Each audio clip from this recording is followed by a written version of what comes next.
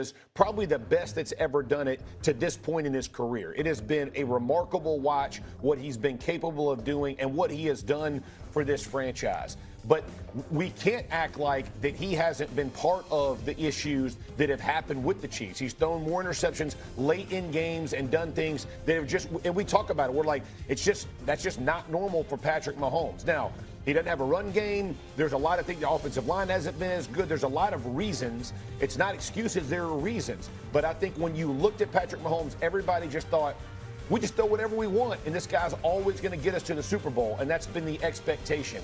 And the problem for me is it's not that we made the playoffs. You're talking about if they don't make the playoffs. You still have a little less than a third of the season left over. If we don't make the playoffs, that means we are in a spiral, which would be shocking to me. But if they did miss the playoffs, it would make me look at Patrick Mahomes differently because I just wouldn't expect a player in the prime with the wet. Listen, we got Rice, we got Worthy, we got Kelsey. Like we have a plethora of players that when they first came out, everybody's like, oh, this is going to be a Kansas City offense of old.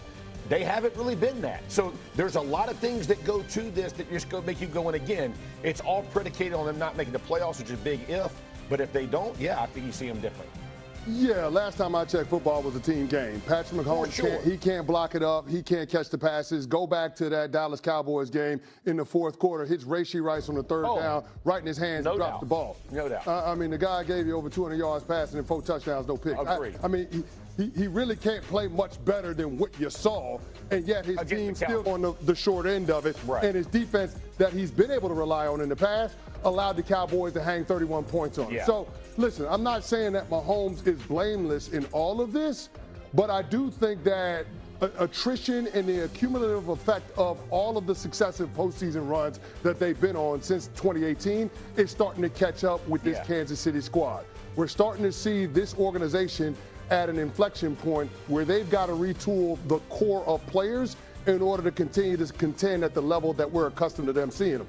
But Patrick Mahomes is arguably the greatest quarterback that we've seen post Tom Brady. Agreed.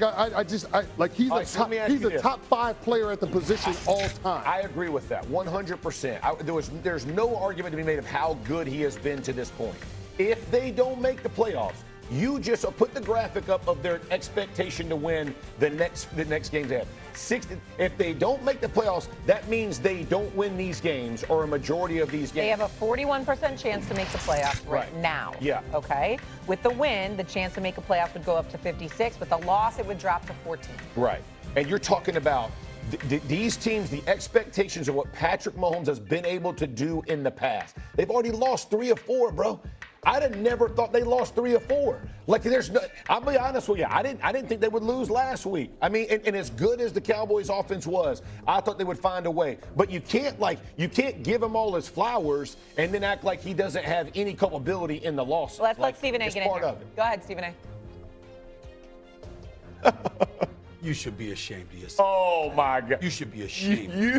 I mean, I can't believe the drivel that's come out of your mouth today. You got to be kidding me. How shameful. I mean, I thought you were a member of the NFL fraternity.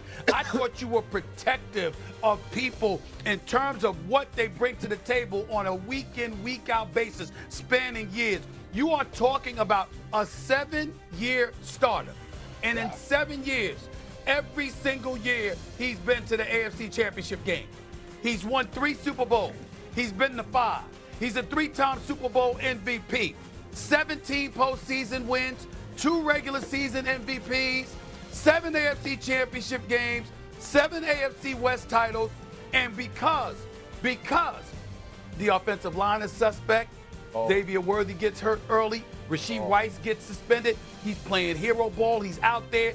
He's making mistakes at times. There's no doubt about that. He's not blameless. I'm not trying to say that he isn't.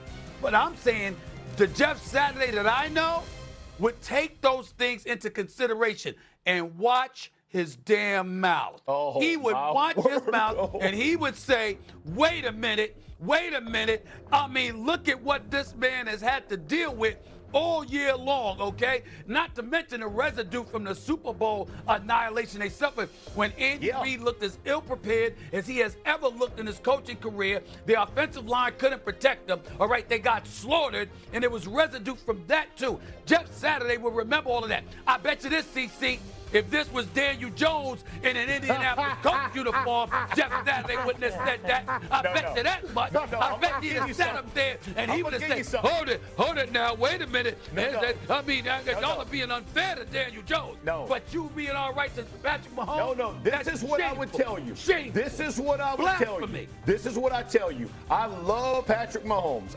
There's nothing about I love what that dude does, what he's did, all the things, all the pieces and parts. I also played with a team that my quarterback got blasted every time we would lose in the playoffs because we weren't good enough, because we would get there and lose, and they would torch Peyton Manning. He can't win this. He can't win. It's all about Manning. It's all about this. It's all about that. That's because he hadn't won yet. Listen, all right, we got to go. Hold on. That's because he hadn't won yet. The flowers. I'm okay with you giving them the flowers. But if they don't win enough games to get in the playoffs, you better go, okay, it was the whole team, including that guy. Don't just absolve somebody, one player. Go ahead, Shannon. We got to go. You done got soft, Stephen A. You done got soft. Chiefs are going to play the Texans this coming weekend. The Chiefs are favored by 3.5, but we know how good that Texans defense can be. An NFC Week 13. Oh, Puka Nacua. How about this snatch out of the air, bro? Little shake, balls behind it, and then,